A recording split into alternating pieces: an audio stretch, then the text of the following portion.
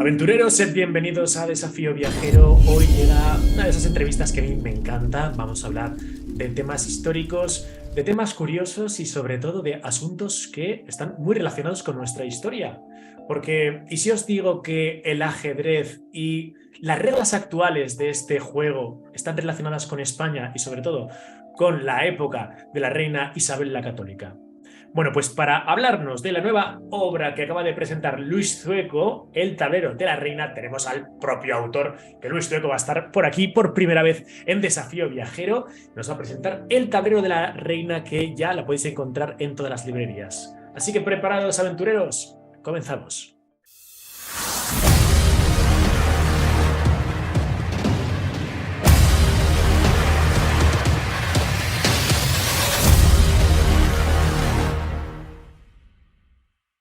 Querido Luis Zueco, sé bienvenido. ¿Cómo va eso? Muy bien, oye, muy contento de estar aquí en este desafío contigo, un placer.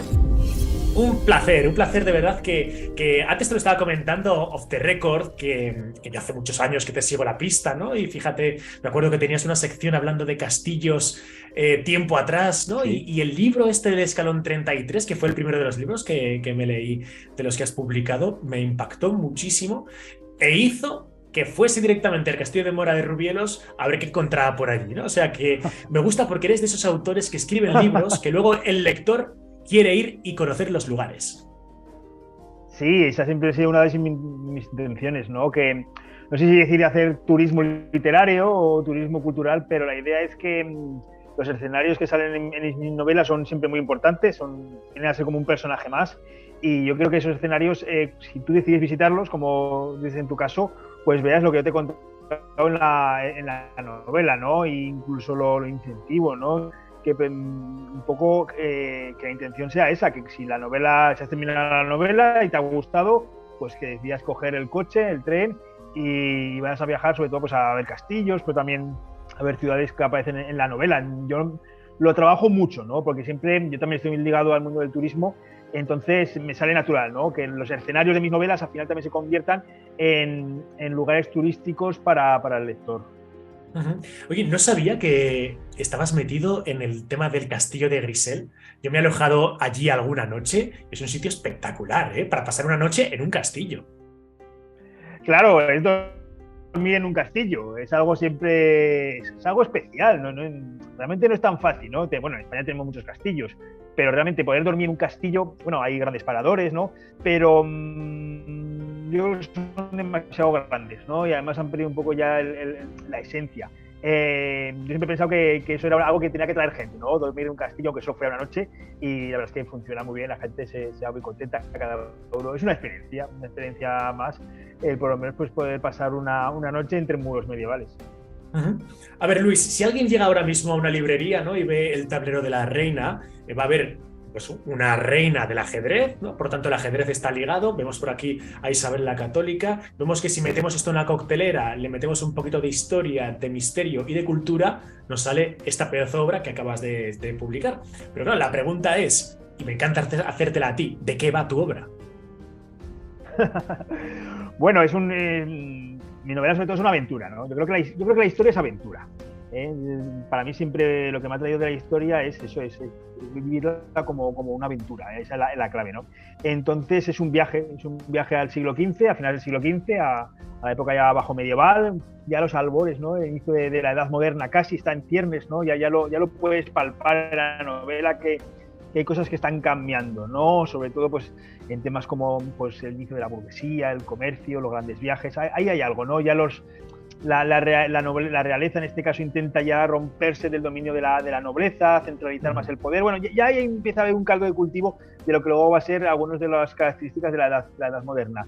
Vamos a viajar al ascenso al poder de Isabel la Católica, esta época hasta que ella es reina. La novela realmente acaba cuando ella es coronada reina. Y el hilo conductor, que yo creo que es lo más sorprendente de la novela, es el ajedrez. ¿Y por qué es el ajedrez? Bueno, pues por muchas razones, como ahora si quieres contamos. Sí, sí, por supuesto. Claro, ¿sabemos cuándo y dónde se inventa el ajedrez? Bueno, sabemos que se crea seguramente en la India, que desde la India, siglo IV o V más o menos, pasaría a Persia, que cuando el Islam toma Persia, pues lo asume como un juego suyo, que en el Islam se propaga rápidamente y que a través del Islam llega a la península ibérica con la invasión y que es la puerta de entrada, podemos decir que España y Portugal son lo que es ahora España y Portugal, la puerta de entrada al ajedrez a toda Europa, ¿no? Y aunque es un juego que al principio a los cristianos les cuesta entender, porque hay que decir que no sería el ajedrez exactamente como lo tenemos ahora, enseguida lo adoptan, lo transforman para que sea entendible y luego a partir de ahí hay diferentes cambios, hay figuras que cambian, movimientos que evolucionan, hay intentos de cambiar el tablero que no salen bien, e intentos de introducir figuras nuevas que al final tampoco salen, y así va evolucionando hasta que en el siglo XV, que es cuando transcurre la novela, hay el último gran cambio y podemos decir que las reglas que jugamos ahora, siglo XXI, en auge total el ajedrez, son las de finales del siglo XV de la novela.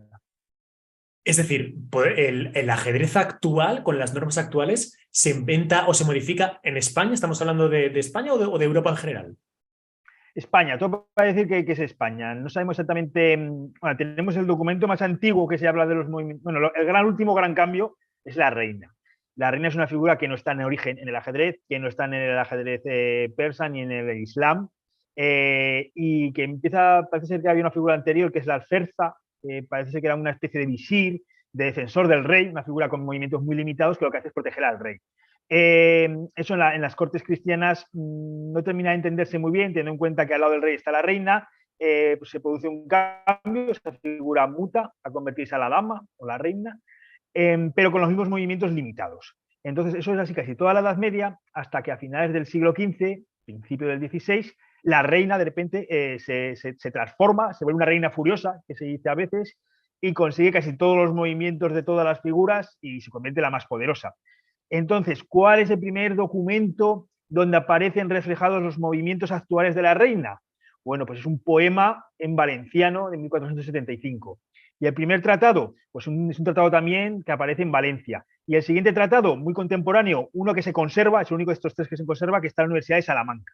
Entonces, claro, con esta serie de documentos, estos tres documentos, situados todos en la península ibérica, pues claro, parece claro que la cuna de este ajedrez moderno es España, y la razón, hombre, pues parece ser que, claro, es contemporáneo con el ascenso al poder de Isabel la Católica. Bueno, son como muchas pistas que se van ahí hilando y bueno, no podemos asegurar 100% que una cosa lleva a la otra, pero bueno, es sospechoso por lo menos. Yo creo que con lo que acabas de decir ahora mismo, a todos nos acaba de hacer el ese tan especial, ¿no? Es decir, surge la reina, que es la figura más valiosa del ajedrez. De hecho, qué desagradable, ¿no? Qué sensación tenemos todos de decepción cuando nos comen a la reina, que estás deseando con el peón llegar hasta el final para poder recuperarla. Justo en el momento en que se está actualizando ese ascenso al poder de Isabel la Católica. La primera reina que gobernó con tal poder y como tal de su época, a pesar de que había otras como pues, la propia Leonor de Aquitania, etcétera, ¿no? Pero ninguna es comparable a lo que consiguió y cómo reinó Isabel la Católica. Claro, esa sensación de cuando pierdes la pieza de la reina, yo también siempre la he tenido, ¿no? Es algo que te sale fatal, ¿no? Cuando se te come la reina, lo que te dice, siempre pensando ahí en recuperarla o por lo menos eliminar la del rival, ¿no? Para igualar un poco la situación, ¿no? Claro, ten en cuenta que la reina, lo lógico hubiera sido que en el ajedrez, te pasas a pensarlo, ¿no? En época medieval, pues que fuera el rey quien protegiera a la reina, casi, ¿no? Claro. Lo que no tiene sentido es que la reina, un poco podemos decir que sea la figura más ofensiva, la que comande las hostilidades en el ajedrez, ¿no? La que sea la pieza clave del ataque. Es peculiar, algo pasa ahí, ¿no? Isabel es la primera gran reina. Hay otras reinas importantes europeas, quizás más conocidas en el mundo anglosajón, pero no son reinas podemos decir, no reinan realmente, ¿no? Isabel la Católica es ella la que se corona, es ella la que reina, ¿no? No podemos decir, no le viene el poder a través de su marido, ¿no? No es una reina regente, no es una reina que viene ni siquiera a través de su padre, sino es una reina, una mujer que no debería haber sido reina y que llega al poder a través de... Es complejo, ¿eh? Yo siempre digo que Isabel lo que hace que es adecuado, ¿no? Se postula como reina justo en el momento que tiene que hacerlo, ¿no? Tiene muchas presiones para hacerlo antes, ten en cuenta que venimos de una guerra civil en Castilla, entre su hermano y su hermanastro, a la muerte de su hermano, ella se queda como líder del bando de su hermano, pero en vez de continuar la ofensiva en una situación muy, muy favorable en la que estaban, decide regular y esperar. Entonces es una mujer muy inteligente, muy revolucionaria para la época. Entonces, claro, yo me quiero imaginar, yo siempre me pongo la época, ¿no? Yo me quiero imaginar el shock que produciría para la gente de a pie de la época el que una mujer como Isabel, que además consigue que no la casen con quien no quiere, ¿no? Ella, o sea, 2 veces rechaza al rey de Portugal, rechaza a diferentes grandes nobles extranjeros, al final se casa con quien ella quiere. Eso en una mujer y además en una princesa de la Edad Media es increíble que lo consiguiera. Pues claro, el shock que produciría en la ciudadanía que una mujer se coronara reina y fuera la reina de Castilla, ten en cuenta que Castilla es la gran potencia en ese momento, pues tiene luego que tener unas consecuencias y puede, claro, que una de ellas sea el ajedrez. Y esto es muy curioso lo que acabas de citar. Es decir, Isabel es capaz de rechazar posibles casamientos que le son propuestos, que esto no era habitual, ¿no? Esto es increíble. O sea, te cuenta que una princesa, una infanta, ya es infanta al principio, pues no deja de ser una moneda de cambio, ¿no? En las Ajá. relaciones diplomáticas, pues va a buscar, pues eso, una alianza, ¿no? Para solucionar un problema. Isabel lo que intentan sobre todo es sacarla de Castilla, ¿no? Mandarla cuanto más lejos posible, ¿no? Siempre intentándola casar pues con un rey extranjero, por supuesto mucho más mayor que ella, que la dominara, que la mantuviera ahí en una situación en que no fuera ya un problema para el resto de pretendientes a la corona. Entonces, que esto lo puede hacer en diferentes ocasiones es increíble. También hay que decir que muchos de sus pretendientes mueren justo antes de. Hay uno en concreto que muere cuando ya iban a casarse, ¿no? Jo, en teoría, la muerte, pues no sabemos exactamente cómo fue, ¿no? Pero lo mismo, ¿no? Qué sospechoso, ¿no? Qué sospechoso que muriera en un momento en el que Isabel ahí sí que ya estaba casi perdida, ¿no? Tenía que aceptar el matrimonio. También en ese caso se libra de ello, ¿no? Bueno, es un personaje que a mí me gusta mucho esta época, ¿no? De Isabel, una Isabel muy jovencita, una adolescente, porque luego, claro, luego cuando ya casa y con Fernando ya es una mujer hecha y derecha, pero aquí es muy joven, ¿no? Y que con tan Ujú. joven tenga esa templanza, yo creo que es muy a tener en cuenta. Sí, sí. A mí, de hecho, una de las novedades de tu libro es que nos embarcas directamente en toda la época en la que se está forjando la personalidad de Isabel y cómo se va a producir todo ese ascenso hasta que llegue a ser reina. Ya tenemos muchos libros que hablan de esa Isabel como reina, pero todo ese germen de cómo se está creando la persona que al final sería tan importante para la historia de España es lo que tenemos aquí, ¿no? En el tablero de la reina. Luis, mira. La verdad es que cogiendo tus obras, tenemos el castillo, la ciudad, el monasterio, el cirujano de almas. Siempre me llama la atención que sueles tocar temas o lugares aragoneses, ¿no? Y entonces, en lugar de irte a Fernando el Católico, que sería nuestro rey de Aragón, te vas a. Sales de las fronteras aragonesas para hablar directamente de Isabel. ¿Por qué este cambio, no? ¿Por qué no te has quedado con Fernando como aragonés, que es tu tendencia habitual, y has dicho, oye, me salgo y me voy a hablar de la de Castilla? Bueno, porque yo realmente cuando escribo una novela no pienso en la época, ¿no? Ni en los personajes históricos, pienso en un tema. Entonces, yo Ujú. llevaba tiempo queriendo escribir una novela sobre el ajedrez. Eso lo tenía claro. Ajá. Cuando me pasa en otras novelas. Por ejemplo, pues con El cirujano de alma yo quiero escribir una novela sobre la medicina. ¿En qué época? Bueno, pues ahora empieza la fase de documentación de ver en qué época hay elementos para una novela, ¿no? O en el mercader de libros, pues una novela sobre libros. Bueno, pues vamos a ver en qué época la situamos, ¿no?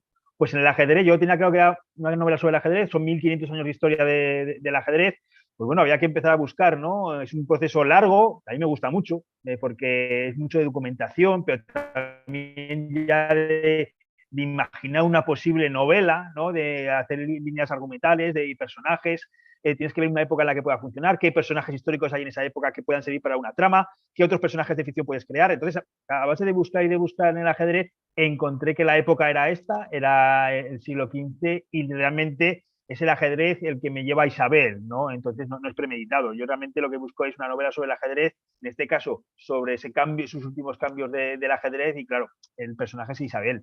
Fernando aparece en la novela, pero como está centrada en el mundo del ajedrez, bueno, Fernando era un gran jugador de ajedrez, es famoso que entre ellos jugaban mucho al ajedrez, también es conocido que los reyes de Aragón eran grandes jugadores y que tenían una extensa biblioteca de libros de ajedrez, porque el ajedrez era un juego de reyes, la novela aparece mucho esa expresión, juego de reyes, y la gente lo veía así, ¿no? Era un juego que también era muy importante en el cortejo, permitía a un hombre y a una mujer en la corte estar durante horas y horas y horas a solas, eso es muy importante, ¿no? Entonces, ya te digo, es la trama de la novela la que me lleva a Isabel y la que elija ese personaje. Es curioso, ¿no? El ajedrez, lo que nos inspira, lo que nos gusta y que a pesar de que han pasado pues cientos de años, incluso miles de años de su creación, todavía siga ahí, ¿no? Siga en la pole position de temas de interés. Porque fíjate, si hablamos de novelas famosas, tenemos la de Pérez Reverte de La Tabla de Flandes. A mí me acuerdo que en su época me gustó muchísimo El 8 de Catherine Neville. Sale ahora la serie esta de Gambito de Dama y todo el mundo la ve. Y sin embargo, parece que en un principio dices ajedrez y dices aburrido, pero sin embargo vemos que no, que es que nos interesa, que nos gusta y cuando te metes en una obra de estas características quieres saber más, ¿no? Sí, da grandes personajes, ahí tienes a Bobby Fischer, por ejemplo, y que en plena Guerra Fría se elija como escenario entre norteamericanos y soviéticos, un poco para dilucidar quién es el vencedor, ¿no? de esa Guerra Fría. Ojo, ten en cuenta que es verdad, es que el ajedrez es increíble, por eso yo lo veía, creo, para una novela. Es un juego, digo, milenario que cada vez está más de moda. O sea, que estuvo de moda en la Guerra Fría, que parecía que después de la Guerra Fría, bueno, la cosa había bajado un poco, que va, con la posibilidad online, como estamos ahora, el poder jugar partidas contra rivales de cualquier planeta la ha hecho que tenga un auge tremendo, ¿no? Y luego es algo muy bonito, es un deporte en que no tiene sentido la separación de sexos. O sea, claro, ese es el primer gran deporte que yo creo que no debería haber diferencias. Deberían ser, pues, campeón de ajedrez, nada de diferencias entre femenino y masculino, ¿no? Esto ya se da la Edad Media. En la novela juegan indistintamente hombres contra mujeres. Incluso en la Edad Media era muy importante para el tema de la religión.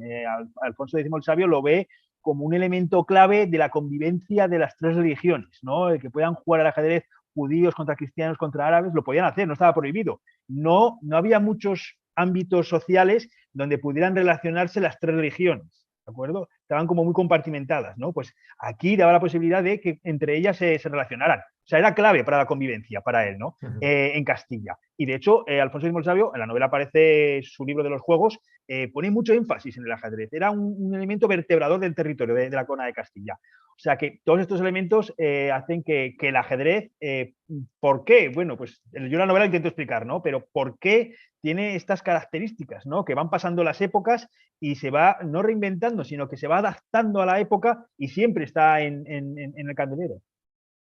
Claro que sí, Luis. Oye, Luis Tueco, por ejemplo, cuando juega al ajedrez, ¿va improvisando un poco sobre la marcha o va rollo tácticas de te voy a meter un jaque pastor, voy a darle aquí al gambito de dama? ¿Cómo juegas tú al ajedrez?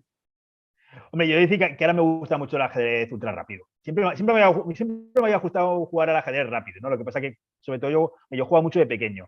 Pues cuando yo tenía 13, 14 años, nadie jugaba un ajedrez rápido, ¿no? No estaba en auge, ¿no? Ahora sí, y lo entiendo porque si había que buscar algún problema en el ajedrez, era que las partidas a veces son muy largas, ¿no? Y que mucha gente se tardaba en mover, ¿no? A mí me encanta, yo creo que el futuro del ajedrez va por ahí, ¿no? Porque la sociedad lo pide. Ahora pedimos todo instantáneo, ¿no? Lo queremos todo instantáneo. Si queremos algo, llamamos y nos trae un repartidor. O sea, ya, lo queremos para allá. Queremos un libro y lo compramos y queremos que venga en el mismo día. Que no hay ninguna necesidad, pero bueno, pero es lo que nos lleva, ¿no? Pues en un mundo tan inmediatez como ahora, yo creo que el ajedrez se está adaptando. Es un gran cambio. Yo creo que el ajedrez está sufriendo un gran cambio como sufre en el siglo XV. Entonces yo también hago esa comparativa, ¿no? Si lees la novela te das cuenta de que en cierta medida también estoy hablando de la actualidad, de varios temas, entre ellos pues el ajedrez. La verdad es que, Luis, yo te lo digo de corazón, el ver tus libros fuera de Zaragoza, porque bueno, está muy bien, ¿no? Ir a la Casa del Libro de Zaragoza, ver que hay autores aragoneses. Bueno, pues ahí están todos los tochos de Luis Sueco. Pero yo que vivo, por ejemplo, en Valencia, oye, ir a cualquier librería y encontrarme ahí la ciudad, el castillo o ahora el tablero de la reina, pues es un honor, ¿no? Que como embajador de Zaragoza, de Aragón, pues te encontremos fuera. Así que te lo digo de corazón, que creo que haces una labor fundamental y, bueno, sobre todo me gustaría hacerte una pregunta, Luis. Vamos a ver. Aquí estamos hablando de una novela de más de 600 páginas y prácticamente todos tus libros guardan la proporción. O sea, raro es que se queden menos de 500 páginas, pero es que publicas casi un libro al año. ¿Cómo lo haces? Bueno, pero de las páginas no es premeditado, ¿eh? Yo creo que jamás miro cuántas páginas llevo ni cuántas palabras, pero nunca. Sí, otros autores sí que lo hacen. Incluso hay autores que se ponen, pues, yo no sé, pues escribir 3.000 palabras al día. No, no. Yo hago la novela y más o menos, pues a veces sale un poquito más arriba, un poquito más abajo, pero que yo jamás, es que además no sé cuántas páginas llevo. En serio, no lo digo por decir, no me preocupa en absoluto. Te quiero decir que si me salía en un momento dado una novela de 200 páginas, pues estupendo, ¿no? Pero por ahora no. Entonces, bien, y bueno, pues claro, dedico mucho tiempo, obviamente, ¿no? Porque claro, la parte de documentación pues me lleva mucho, me lleva muchísimo tiempo. Ahora, por ejemplo, estoy documentándome para la siguiente novela. Pues a mí es un proceso que me gusta mucho. Yo lo disfruto muchísimo el tema de la documentación y sobre todo lo que más me gusta de la escritura es el proceso en el que empiezas a crear el armazón, ¿no? El guión de la novela. Eso me gusta muchísimo, ¿no? Lo que menos me gusta es corregirla, por ejemplo, también. Entonces, bueno, también ahora ya es como muy organizado, ¿no? Entonces, como que tengo menos tiempo que antes, también tengo que decirlo, porque tengo una hija pequeña, pero que no para, pero tengo todo como más organizado, ¿no? Claro, ya son 9 novelas, entonces aprovecho mejor el tiempo que cuando empecé con el Escalón 33, pero con el Escalón 33 me acuerdo que escribía, me iba a una biblioteca, vivía en Madrid entonces, me iba a una biblioteca y estaba allí escribiendo todo el santo día. Me llamaban la atención porque hacía demasiado ruido con las teclas. O sea, venía el sitio de seguridad y me decía, más despacio, teclea más despacio. Y yo, pero no, que se han quejado de que tecleas muy rápido y que el ruido molesta para los... Y digo, vaya. O sea que, claro, vas evolucionando también. Muy bien, Luis. Oye, ya para ir concluyendo como historiador, a pesar de que, bueno, no lo he dicho, pero tú eres ingeniero industrial, ¿no? Sí, yo soy ingeniero. Bueno, trabajé de ingeniero, ¿eh? He trabajado pues casi 6 años de ingeniero en automoción. O sea que sí, soy ingeniero. Lo que pasa que ya, pues yo creo que nunca volveré a ejercer de ingeniero, pero trabajé de ingeniero, sí. Para que luego digan que o eres de ciencias o eres de letras. Bueno, pues aquí tenemos a Luis Sí, Zueco, que es todo. es verdad. Bueno, Es Luis, verdad. a Luis Zueco como historiador, ¿no? Le dicen, mira, te vamos a plantear una cenita con 3 personajes de la historia. ¿A quién metes contigo en esa cena? ¿Qué 3? Hombre, uno que me metería seguro es a Cristóbal Colón, ¿no? Me Muy gustaría tener bien. una conversación larga con él para ciertas dudas que tengo, al respecto, me interesaría. Otra sería con Napoleón, por lo menos para tenerlo cerca. No sé lo que le haría, porque no es un personaje que me atraiga muchísimo, que me guste mucho, todo lo contrario, lo detesto, pero me gustaría. Y luego, a mí me gusta mucho el arte, ¿eh? Entonces, hay un personaje que me fascina, que es Modigliani. Modigliani, el pintor italiano, que claro, yo tenía que estar con él y salir de copas con él también me gustaría también. Vale, vale. Oye, mira, ya que has citado el tema de salir de copas con él, venga, eso lo vamos a anotar todos. Oye, ya que has citado a Colón, me gustaría saber tu opinión de 3 cosas muy rápidas que te voy a preguntar casi con un sí o un no, ¿vale? En tu Sí. opinión, ¿Colón era genovés? Ay, qué pregunta más complicada. Pues hay tantas dudas, ¿no? Hay tantos que, claro, yo creo que no. Yo creo que no. Lo has dejado claro. ¿Colón en realidad se llamaba Pedro Madruga o Pedro Álvarez Soutomayor? No lo sé. No, yo creo que no. Yo creo que no. O sea, que el Colón gallego no te acaba de convencer, ¿no? Me lo tendrían que demostrar muy bien. Estoy abierto, ¿eh? Estoy abierto, ¿eh? Estoy abierto si me lo Vale. demuestran. Yo, sí. Va, y la última de todas. Si le preguntases a Colón, oye, pero tú antes de ese 12 de octubre de 1492 ya habías estado por América, ¿qué crees que te Pues, contestaría? hombre, yo te digo que yo querría hacerle muchas preguntas a Colón, ¿no? Bueno, más que nada quería saber si tenía más información, ¿no? Yo creo que tenía más Ajá. información. Eso seguro. Pues bueno, quién se la dio, cómo la consiguió, eso sí que se lo preguntaría. Toda esa historia del pernauta, ¿no? De Alonso Sánchez de Huelva, Hombre, ¿no? Que por ahí. hay muchas teorías. Yo creo que había más Sí. información, ¿no? que el mundo era redondo se sabía desde la época medieval. Ahí tenía que circular información, ¿no? ¿De qué tipo? Bueno, esa es la duda, ¿no? Y Colón es un tío muy listo, ¿eh? Entonces yo creo que Colón sabía lo que hacía, pero también tenía que tener cuidado, ¿no? De no enseñar todas sus cartas. Entonces, pero bueno, te digo, es que habría que tener la cena con Colón para poder salir de dudas. Así que, mientras tanto, pues todos son hipótesis y sí, pero bueno, es bonito, también es bonito imaginar qué podría ser. Menuda trilogía ibas a sacar de esa cena, ¿eh?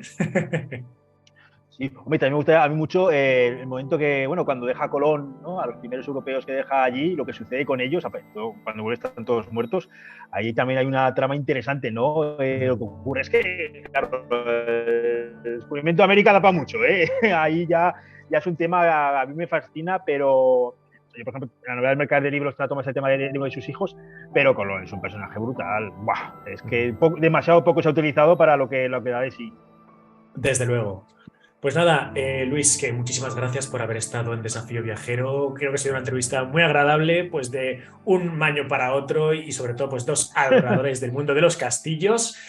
Os pongo el enlace donde podéis adquirir el nuevo libro de Luis Sueco. Ahí lo tenéis, El Tablero de la Reina. Ya sabéis, si queréis conocer qué tiene que ver el ajedrez con todo ese proceso formativo y de ascenso de la reina Isabel la Católica, aquí en la nueva novela histórica de Luis Sueco lo tenéis. Pues nada, Luis, que muy amable, muchísimas gracias y te dejo tus últimas palabras para que te despidas. Pues nada, muchísimas gracias al Desafío Viajero por esta entrevista. La verdad es que ha sido encantador. Me ha gustado mucho porque yo creo que en la historia es esto, ¿no? Yo creo hacer preguntas, es por lo que digo, una aventura. Yo creo que es que la clave para que la historia guste es eso, ¿no?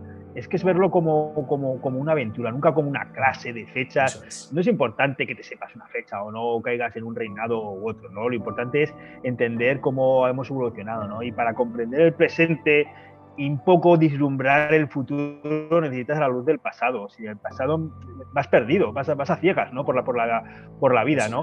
Entonces yo creo que todo que sea conocer nuestro pasado, ¿no? Con las dudas de lo que ha ocurrido, porque eso es lo bonito también, ¿no? Que claro, si fuera fácil saber exactamente lo que ocurrió siempre, pues sería aburrido también, ¿no? Así que yo les invito a todos a que viajen, a que visiten lugares históricos, a que lean, a mí o a quien quieran, pero que lean sobre todo, y bueno, ya que te sigan a ti, porque seguro que van a descubrir muchas cosas.